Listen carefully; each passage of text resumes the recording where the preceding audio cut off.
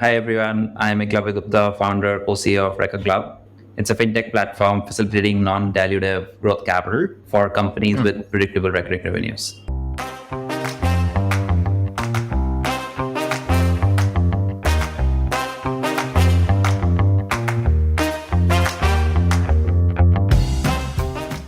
It is a well known fact that 90% of all startups fail.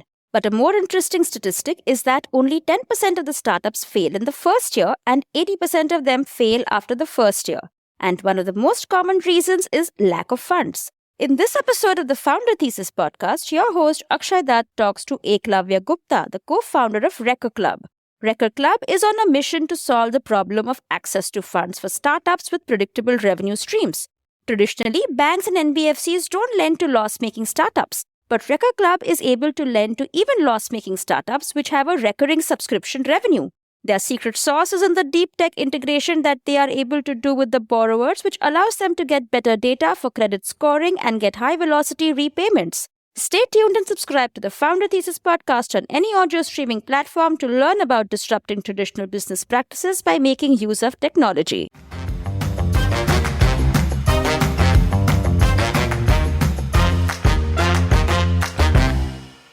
I just developed a great interest in both those fields. And I think that led me to do engineering from Delhi, from NSIT in Delhi. And when I went there, all the lives I had loved engineering, and then I realized, oh, it's probably finance, right? Like after 2 years Lehman crash in 2008, and that time I was in middle of my undergrad engineering days, right? That started piquing my interest in finance to understand what's happening that is shaking the entire world, etc. Right? And finance is also numbers, at least at the basic level, till you go deep into it, right? So really liked it from get go, and I think that was the journey that I took. And post undergrad, actually, I joined a financial investment firm called Nomura. It was an investment bank that time. This is a Japanese. It's a Japanese investment bank. That's correct. Yes. So I joined their office in Mumbai. Nomura, what was your role? So in Nomura, I was working as a trader, a support role. So basically in the global capital markets, where I was working on structured credit transactions, working on pricing, valuations, modeling of trades that were to happen.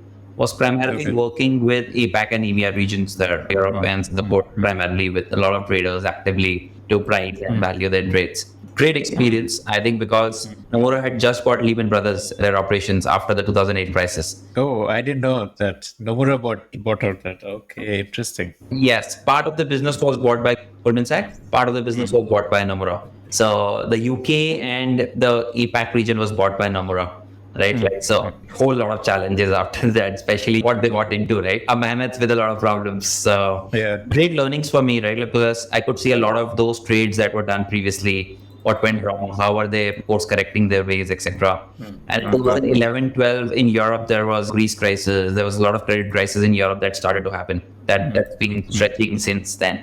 So pretty great experience on the structured credit side, on the capital market side, where I was there for 2.5 years. Roughly before I went to do my MBA.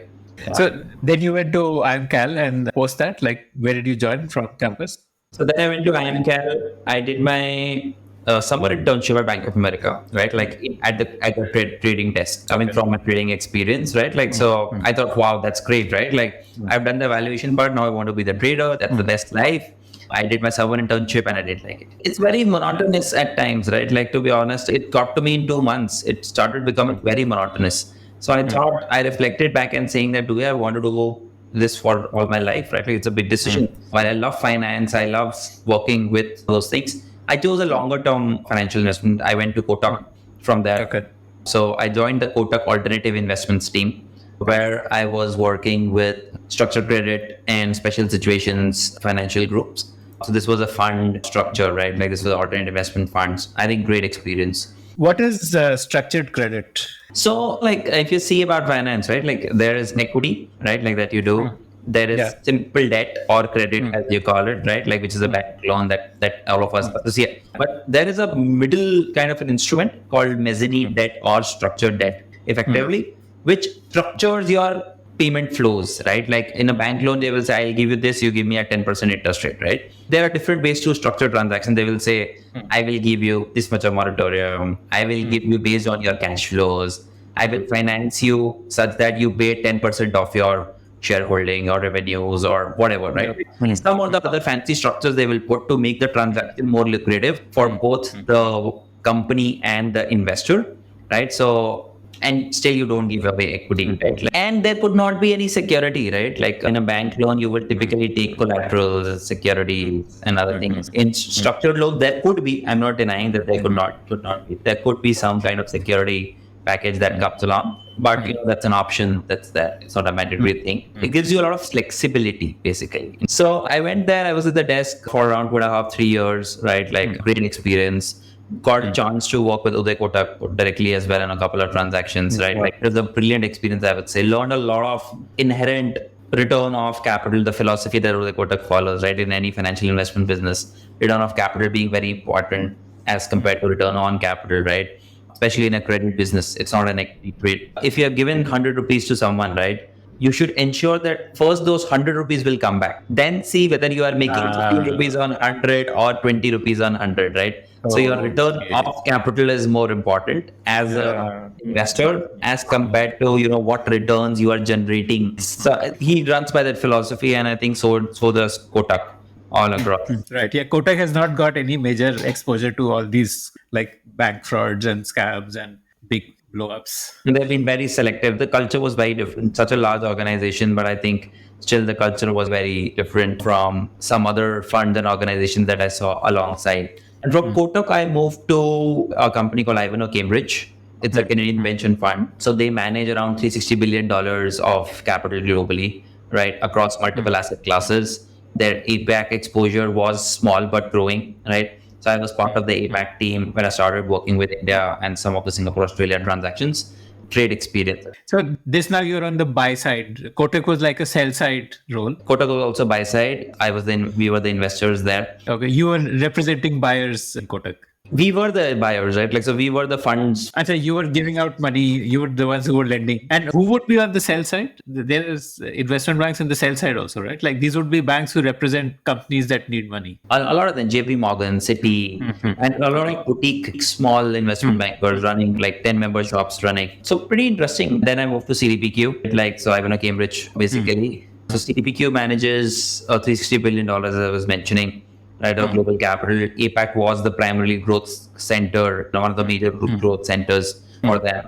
India team was just starting out, right? So I was heavily involved. I was the first 3 members in the India team. There was an MD, there was a senior director, and myself. It was a startup within such a big fund, right? Got an opportunity to work with who's and who of the world because there was big capital that we were managing.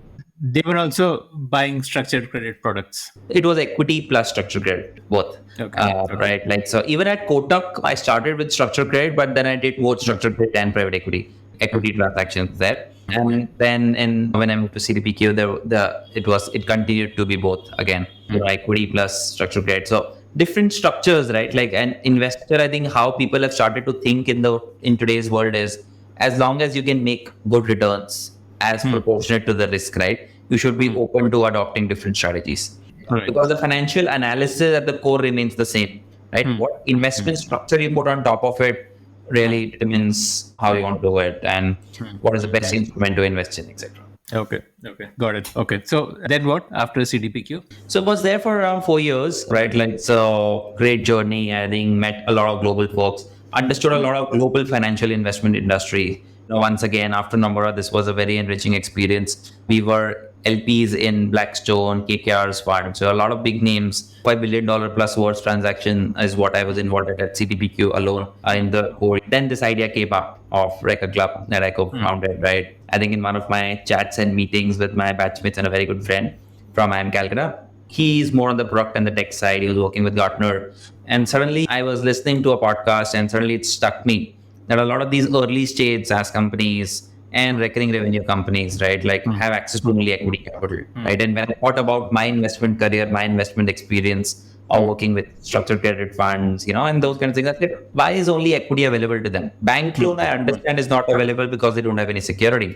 But why not any other forms of capital, right? When they have such strength and predictability in their revenues, just because they're burning cash because of their low scale, they don't get alternate capital, right? So maybe I thought there is a big time arbitrage, right? Big arbitrage which could be exploited, right? And hence started to delve a little deep and discussed with Abhinav, who was the other founder at Recur Club, about this idea, and he resonated with the problem, right? He was working with a lot of SaaS companies then, and he said that's a real problem, right? Like, because a lot of them spend on their customer acquisition, marketing, software implementation upfront. But the business model is that in subscription businesses or recurring revenue businesses, you earn on a monthly or a quarterly basis, right? So there is an inherent time arbitrage that builds in these models.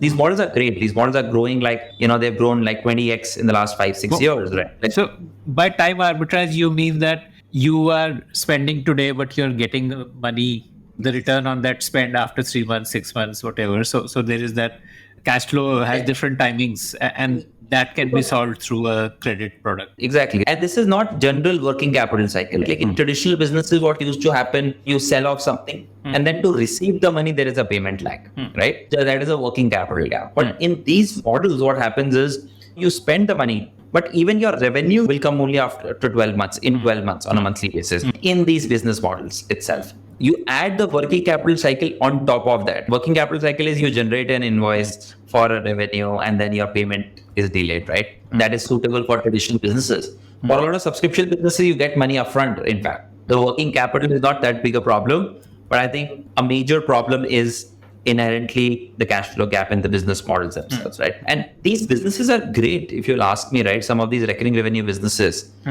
what it does, if you think about it, right, from a company angle, right, and from an investor angle, or from the buyer or the seller, right? So the buyer of the service is able to, or product is able to manage his cash flows well, because they pay out over a period of time. Like this company selling the subscription is actually also selling cash flow or credit here by charging a monthly subscription instead of annual or one time. Exactly, right? Exactly. It helps them fast track sales. B, it helps them in long-term retention of customers, right? You as a company become very customer focused and customer oriented, because you have spent $100 to acquire that customer, right? You can't let him pay just $10, $20 and go back. So your inherent DNA of the company changes. And when you retain customers for a longer time, it helps you to get larger lifetime value from a customer, right? So hence, even for the seller in the long run, it is beneficial, right? And that's why you see all the companies rather these days, right? Most of them shifting towards these models. So it's a win-win for both buyers and sellers. But I think the problem for sellers is, as you said, right, like cash flow gap that gets generated because of that arbitrage.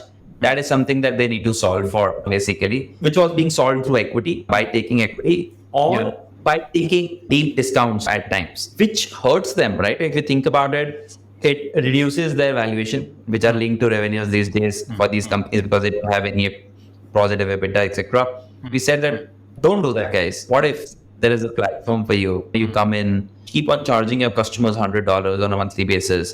Come to us, get it discounted through our platform, where you get money upfront, but that your customer would have paid you over the next 12 months. So whatever you would have gotten from a particular customer in the next 12 months, you get a fraction of that upfront, right? So it's basically like your customer has paid you upfront to bridge the time arbitrage. Operational revenue is funding your operational expenses, right? It matches. It is. I think it's a perfect financial sense. It's efficient capital stack management to that extent, right? And if you can do that at maybe say 10% discount, 12% discount, 14% discount, right?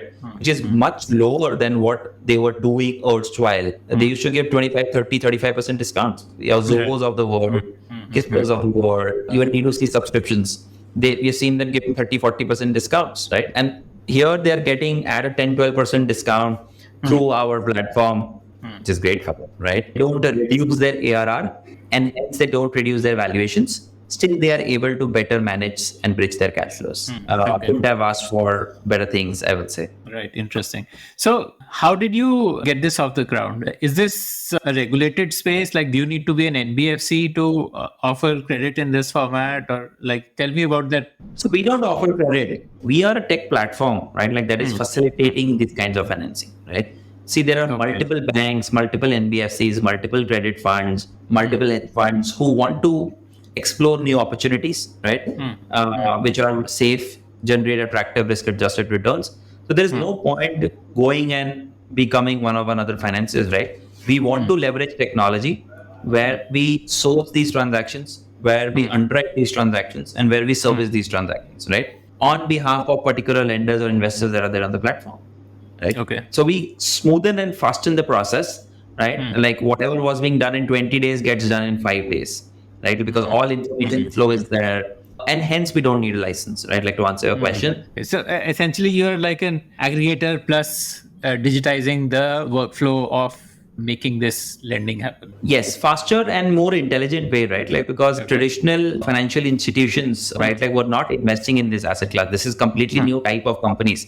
So to underwrite them, you need a very different lens. To create the tech-based underwriting models and rating models, that's our core, which helps investors understand what kind of risk return and unlocking for them in an easy manner, and simultaneously companies get access to them. What is the way in which you do that underwriting? Like that is like the core value proposition of Recur Club is that underwriting intelligence which you provide to the lenders, which would make them comfortable to actually lend money. I mean, essentially, this is like a supply-led challenge, right? Like you need to build supply first.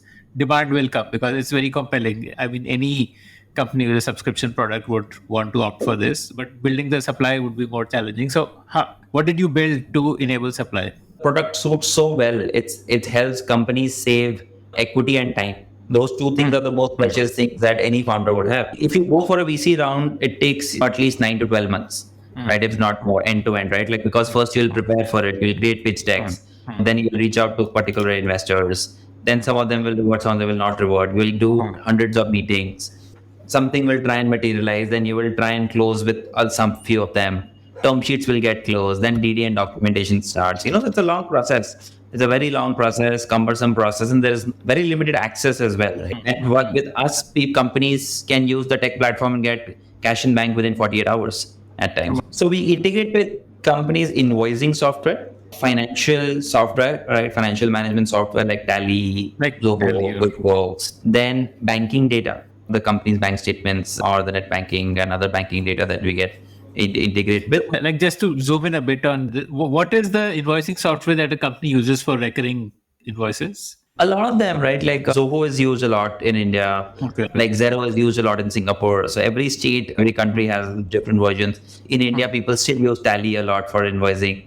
So, Tally works for this kind of a use case also, like to automate recurring, or they do it manually. Not optimum, yes. They do a lot of it manually as well. But I think it's also driven by who's doing it, right? Like people should be comfortable using that software. And a lot of CAs and financial advisors have been as well using Tally, right? Like so, and hence their comfort. Maybe if it's not the best, and Tally offers like a API integration. Like as a Tally user, I can give you an API key which will allow you to integrate and get data. Yeah, Tally is a little different because there is Tally Cloud and some of the Tallies are on-premise. The legacy Tally. Yeah, the legacy Tally, you have to install a software on-premise effectively, right? So the Tally Cloud you can integrate, but the on-premise Tally also you can integrate, but there is a little extra effort rather than just providing the username password if it's on cloud, right? Like there are certain additional keys and etc. or the user IDs that needs to be entered in for us to access. So, and bank statement would be manual because I guess when you started that account aggregator framework was not there, right? Yeah, account aggregator framework wasn't there. Account aggregator still in India needs a lot of improvement. For personal banking, it is great. For corporate banking, it is not the best, right? Like for anyone who has multiple signatories, etc., that system doesn't work that well right now. I'm sure there are people working on it and hope that happens very quickly. So just for a quick 101 for our listeners. So account aggregator for individual works in this way where as an individual, I can authorize a financial institution, like say I'm taking a loan from Kotak, then I can authorize Kotak to look at my HDFC Bank data and I can revoke that authorization at a future date. So this for individuals, you're saying is pretty smooth, but for corporates, this is not the case. Yeah, for corporates, because a lot of times there are multiple authorized signatories. And I think that is where the system fails right now. So there needs to be improvement for that. The system hasn't been developed to that level currently. But there are different ways, right? Like you can get access to the net banking, get banking data, so things like that. So there are different ways, not as efficient as account aggregation would be once it's implemented fully, but it's not that bad, to be honest. How do you treat all this raw data which you're getting? So you're getting accounting data, all transactions happening, be it payroll, be it invoices, income, expenses, all of that.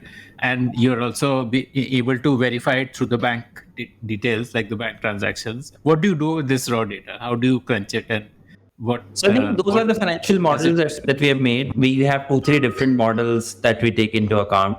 We score the company as well as score the customers of the companies, right? Because we need to see the recurring nature of their predictability of their revenues and other things, right? So that is very important for us as a business to evaluate. How do you score the customers? I mean, you pull up their CIBIL score? So there are multiple ways. I think that's the core that we built in. We haven't kept it very simple. Like you would pull their financial statement from MCA or something like that. Things like that at times. Plus, we see their payment behavior, the size of the customers, the vintage of the customers, the recurring nature of those customers. So, how many scores are generated for? Like, you might be generating multiple scorecards for each customer. Like, Eventually, as an output, there will be one rating per customer, right? Like, so there will be one company level rating, and for every company, depending on whoever customers they have, there will be different customer level rating. Suppose there is a SaaS company, right? So SaaS company could have a AA rating, like a rating, and customers out there could have AAA, AA, BB, etc. Hence, their revenues of AA are also a mix of or an aggregation of all of those. Plus, we also go on and see their financial expenses and other cost metrics as well, right? Like, because while we finance predictable recurring revenues,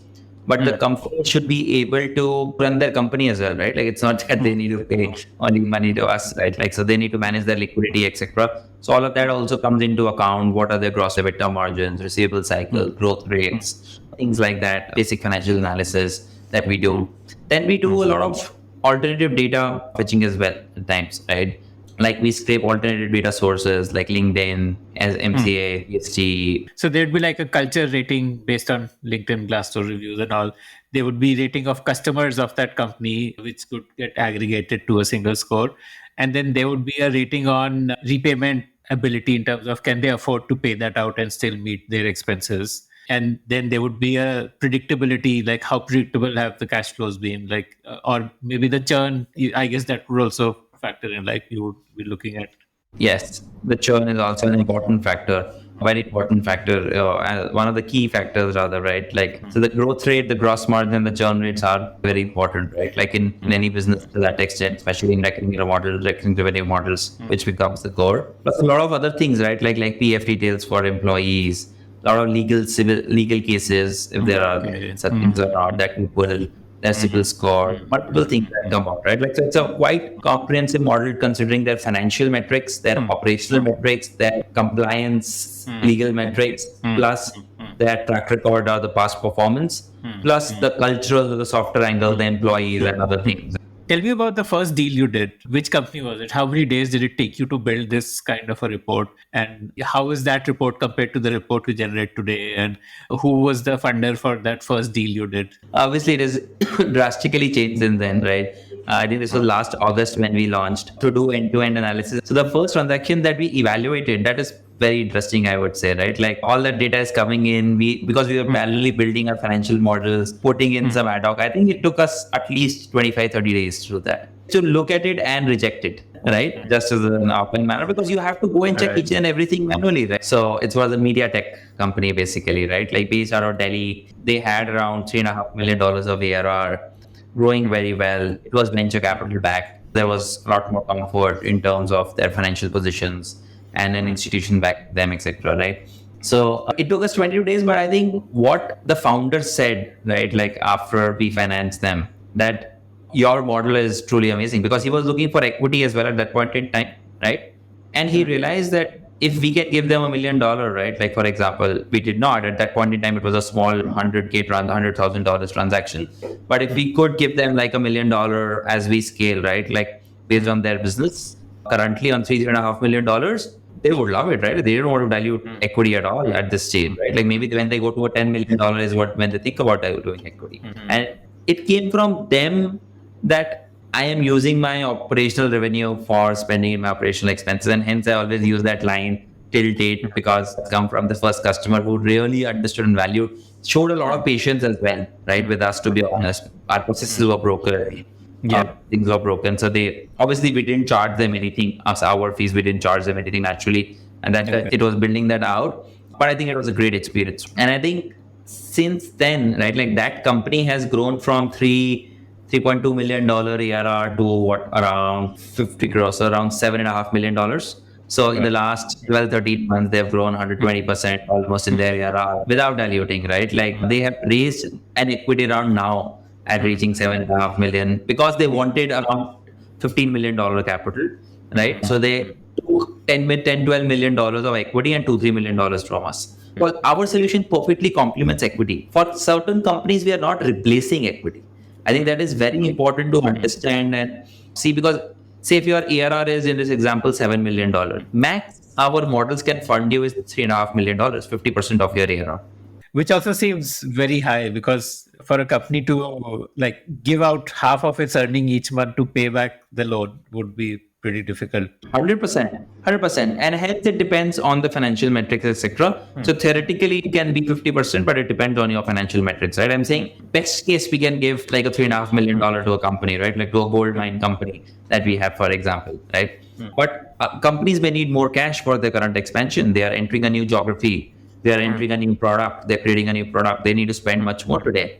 So hence, and which will always happen with a lot of high growth companies. Right. So we say complement equity with our kind of capital. Use equity to enter into new geographies, to start a new product, to do more R&D, where the actual payback period is long or the outcome is uncertain. But where you know your outcomes are certain, you need to spend X rupees on your distribution channels and you generate Y rupees from them. Right. Like using equity is foolhardy. Right? Like you should not. Large companies also complement equity with multiple forms of capital, right? Like so, if that is being made available to you, companies should use it. No, it's a no-brainer, I would say, for companies. And I think companies are realizing that the advantages they get of doing it. I take a simple example, right? Company today does their equity rounds, dilute 20, 25 odd percent, realizes that they are 5% in shareholding after 4-5 rounds. Let's say they become a unicorn. 2-3% in every round, I'm just saying, right? And they delay their dilution. If they were doing a round every 2 years, they do every 3 years, right? A, they save one round over next 10 years, right? Like, or 2 rounds maybe. And B, they save percentage dilution in every round. So they are broadly saving 15 odd percent of equity, 15 to 20% equity. All right. The company has still become a unicorn. And it's the founders, shareholder, the net worth that they save. So 150 to $200 million of initial shareholders, founders, net worth that has been saved because of this. The company has still reached where it had to. There is venture debt, or there used to be venture debt. What is the difference? What is venture debt? Just help our listeners understand the various types of debt available to a startup. Like if you could talk about that. Sure. So I think obviously equity I'll not, because equity is the most common form. Then came in venture debt typically, which was accessible to companies who have raised equity capital, right? Okay. How venture debt works is they will charge you a fixed coupon. Plus, they will charge What you. do you mean by coupon here? So they will charge you a fixed rate of interest, let's say for simplicity, right? If they give you 100 rupees and they charge you 50% rate of interest, they will say, give me 15 rupees, right? Basically. Plus, they will say that 10 to 15% of my investment, which is 10 to 15% of 100, let's say 12 and a half, right? So 12.5% of 100, which is 12 and a half, give me as equity shares, which are called warrants. So basically what is happening is they are saying, I pay you 100, right? Let's assume it's a 1-year transaction for simplicity's sake, right? You pay me 115 back in 1 year, so 15%. Plus you give me equity worth 12 and a half rupees. Oh, that's over and above. Those are the kind of returns that you end up paying. There was no option, right? Like there was no option to companies. And this is only accessible to companies who had raised equity, right? This is not available to every company. Because the valuation discovery has happened if you've raised equity. Exactly. Right. So venture debt has no use case if revenue-based financing is fairly prevalent and easy to access. You tell me why, if you know your company is doing well, decently well, no good company would want to take venture debt. And investors don't want to fund bad companies. So there would be no transactions, right? Basically, if you think about it. Right. Okay. Did you need funds initially? Because initially you were doing it all manually, right? You may not have needed. Not that much, just to build the product parallelly. We wanted some capital. So we had bootstrapped, we had put in me and co-founder of enough, had put in some money in the business to grow it, to build the minimum viable product, right? The MVP that we call, right? To get it up to a particular level in the first 3-4 months. And by August, we were able to do the first transaction. The beauty was we did the first transaction also through the product. A lot of people do it offline and we feel good about it. And I think thanks to Abhinav comes from that bent of mind, totally different directions from where I think, right? Like, so it's perfect complementary. and skill set that we bring. And we were able to do the first transaction with a proper investor on board, with the company, SaaS company that we wanted, detailed financial analysis. How did you source the lending partners? Like through like cold calling and using your network and all? So my network, so I had worked in a lot of like the investment industries, Yeah, right? yeah. Right? Like, so I think I know them firsthand. I just called them up. I called 50 of them. 12 of them showed interests, for example, right? Like, and 2 of them started business. So that's how it works. And people have realized, people have gotten good returns as well, right? Like, it's Right. because we are not making significant returns on this transaction because we want to build this as an asset class first, right? Follow as we scale. It's been, I think, pretty good that way. And how did you source deals? I think deals was more of cold calling, LinkedIn, more outbound sales initially, right? Right. And you essentially target SaaS companies because like recurring revenue to me equals SaaS. Is there anything else besides SaaS? So SaaS is obviously a great business, right? Like an obvious choice for recurring revenue, but I think there are a lot of other recurring revenue businesses. Like, what is recurring revenue? I think very important to understand something that is predictable and has low churn in their payment behavior, because you are predicting a behavior trend right here. So, which is what subscription businesses do. That you see a behavioral trend that someone is paying month over month, and hence stickiness, and hence solid financial sense, right? EdTech also, I guess, because like Byju's has monthly installments. Yes, monthly payments, right? Like a lot of logistics tech platforms, if you think, right, which get their Okay. businesses from Amazons of the world, Flipkarts of the world, right? Month over month, they do. So, like coming back to the product now, like you told me, first deal took about 20-25 days. And so, how is it evolved to today? Like today, how much time does it take? And how much richer is your data insights that you derive out of it, which you present to the investor? What does the investor see? Does he get like a detailed report, or does he get a single score? Or like, tell me a bit about the product part. So I think quickest that we have financed is 3 days end to end Okay. a company, right? Like I think we give them the limits within couple of hours of them syncing the data, right? For the startup, there would be like a guided journey with a wizard telling them, okay, now integrate with Tally. This is how you do it, and so on. 100%, right? Plus, there is obviously we are at an early stage, so there is one manual customer support as well to help them. But we have done it all through with one operations team person, right? Like till date, because we don't want to create manual interventions, manual things. Right. We want to keep it as automated as possible. And then there is certain KYC documents that most of the companies would have ready. They submit that, and then you get the money, basically. So I think that Does it like then appear for all the buyers that this opportunity is available? once we create that customer profile, right, like which is proprietary to us, there is a base profile that is shown to different institutional investors on the platform. And there are certain strategies within which they want to lend and invest in. It is shown to relevant investors on the platform, and then they bid for it, right? All of them get their best price. So that's why it is an exchange that I called. Everyone gives their best price, and the company on the other side only sees the best price. And the price here would be the interest rate. Price here is the discount. Or what is okay? Right. When we talk about like $100 every month, right? They were giving 25% discount to get $900. Here, someone could say 10% discount.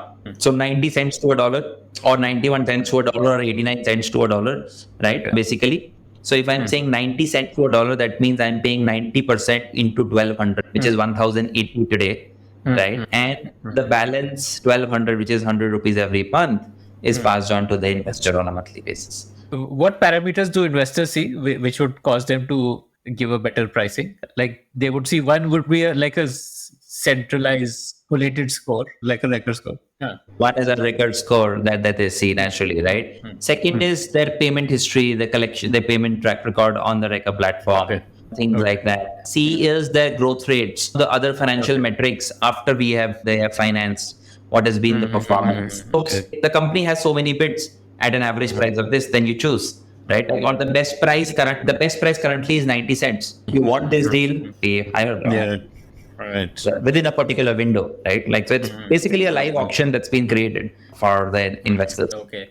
And I'm guessing this would also be done with like a client success manager, because I'm sure a lot of these NBFCs would not be in the habit of regularly logging in to check what deals are on and all.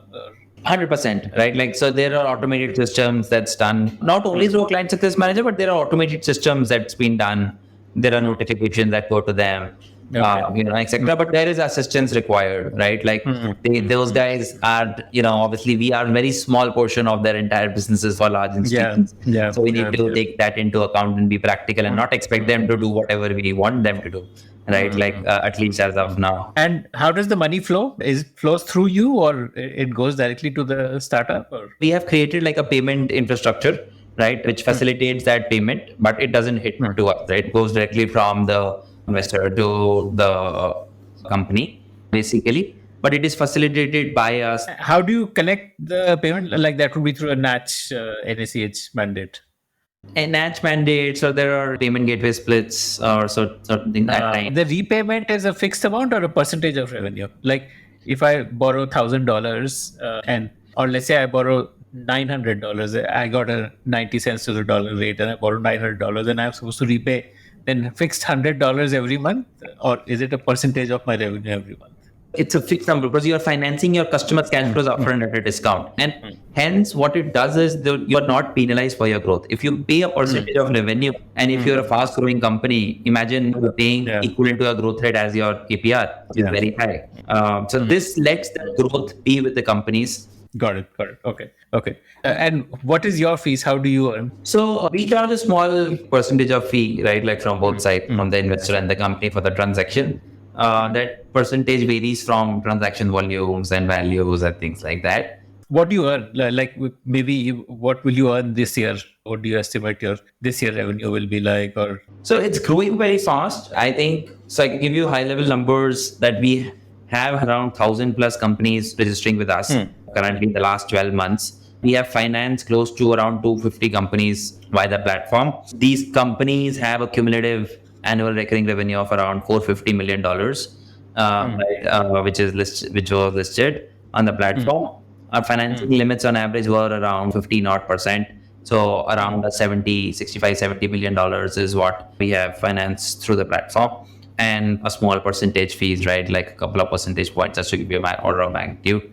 That is where we are. We're very fortunate to get great supply side partners right early on in our journey. who are your supply side partners? A lot of them, like Birla Finance, Eklavya Gupta Capital, a couple of other smaller NBFCs. There are 3-4 family offices that we work with. So there are a lot of different channels to that. Wanting to add more and more, right? Like more liquidity gets better pricing for companies. It's a win-win for parties, right? Like, so that's the proposition. We act as a financial advisor to them at multiple places. You should not misprice risk. I think that's the biggest learning that I've seen even in my past experiences, because these are cycles, right? These are macro cycles. Some of them are up cycle, down cycle. In down cycle, this hurts badly. That hurts really badly if you misprice risk in the right time. So, yeah. This year, how much do you think you'll disburse? So we have deployed close to around $60 million this year till date. I think we'll be close to around $80-85 million by end of the year. And your earning would be about 2-3% of the disbursed amount. Ballpark, a little lower than that. It's not that high. Like it will be a little lower than that, yeah. But you don't have significant costs to it, because you don't need a big team here, because this is purely tech first kind of a product, so you can run with a very lean team. And once we run or get our GTM in motion, to be honest, right? Like I think that is where some of our cost is employee cost, right? We are a tech business. 80% of our cost is employee cost. Our 60% of the team is product and tech, right? We are a 50-member team. 26, 27 people are product and tech.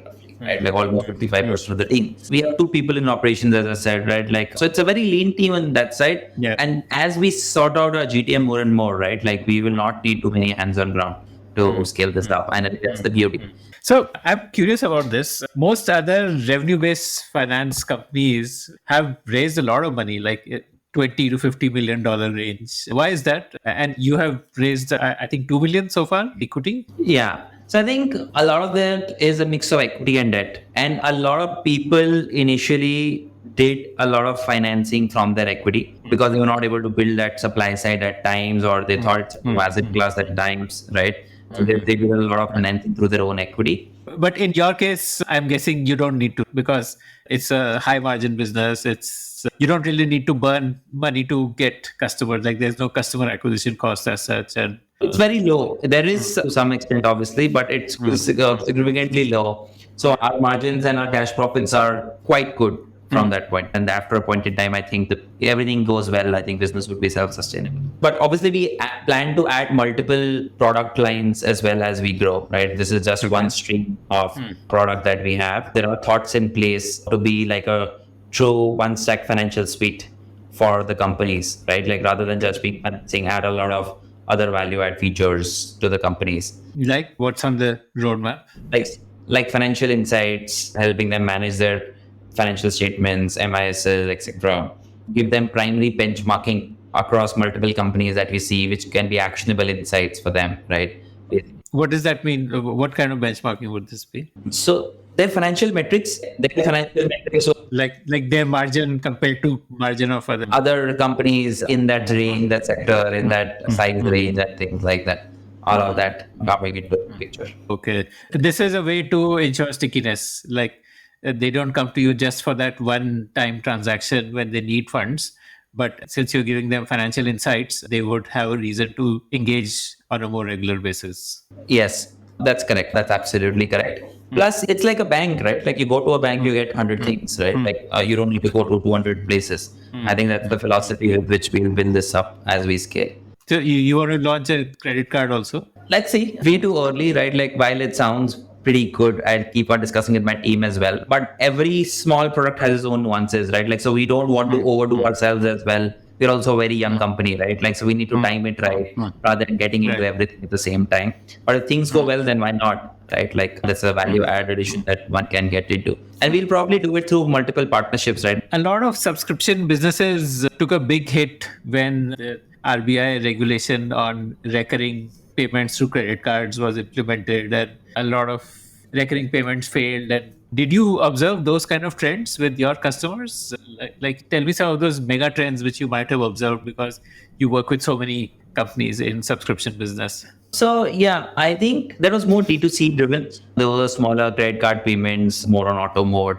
It was more D2C business there where we were not working. So our business were not affected. But I think a lot of D2C subscription businesses saw a lot of challenges, right? Credit card payments stopped. So a D2C subscription business would be like, say, like a entertainment OTT platform, like an OTT platform, right? But I think that's catching up. It's catching up for sure. I've seen a lot of people saying ki venture rate is 15%. Yeah, that is so cheap, 14%. But they miss that Warren's part, to be honest. Yeah, Right? yeah. Like, smartest and the smartest people will just say, for what?